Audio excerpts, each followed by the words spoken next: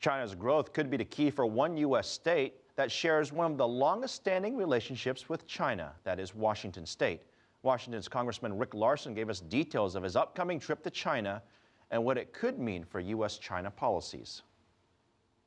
We'll be discussing the economy, some national security issues, as well as trying to understand this leadership transition, who these new folks are, and what the implications for U.S.-China policy might be.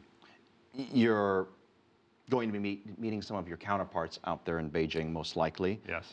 Both from the political arena and also from the private sector as well. What are your expectations you're hoping to come out of there with? Yeah, right. I think the first expectation would be to try to understand a little bit more about the transition taking place in the Chinese economy, moving from an export-led economy to a consumption-led economy, what that might mean for Chinese policy, what that might mean for U.S. investment or foreign investment into China and the opportunities it creates for businesses.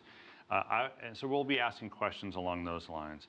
I would expect questions from our friends in China to be focused on a couple of different things. What is happening with the fiscal cliff? What is happening with this sequester across-the-board spending cuts? Will Congress get its fiscal house in order, and will you get things done?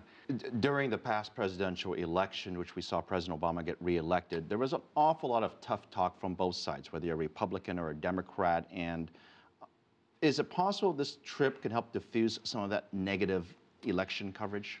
Yeah, I think it will. I think a lot of that is politics, and I try to communicate that to our friends in China about what U.S. politics is, and trying to explain our political system. What I try to explain to folks, first off, is that as a member of Congress, I'm kind of a free agent. I don't have to speak for, as a Democrat, I don't have to speak for a Democratic president.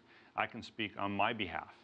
And so what I say is what I think. It's not necessarily the position of the government, though it might be. You have an opportunity to talk to 1.3 billion members in China. And a lot of times, we're asked the questions, well, what does Congress, what does the U.S. government think of China? Congress's view of China is varied. And Congress's view of China would be separate from any one member of Congress's view of any individual Chinese person.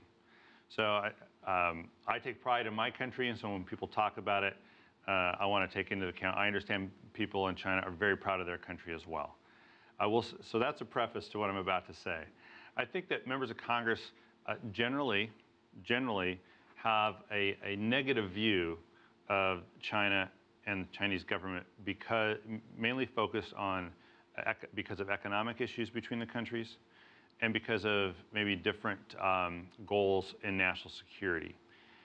But if you were to just scratch underneath the surface of that, I think you'd find that most members of Congress are more than willing to get a little more education about why they have the views, and maybe more willing to change their views or modify their views with a little more education about why China as a government and as a country does what it does.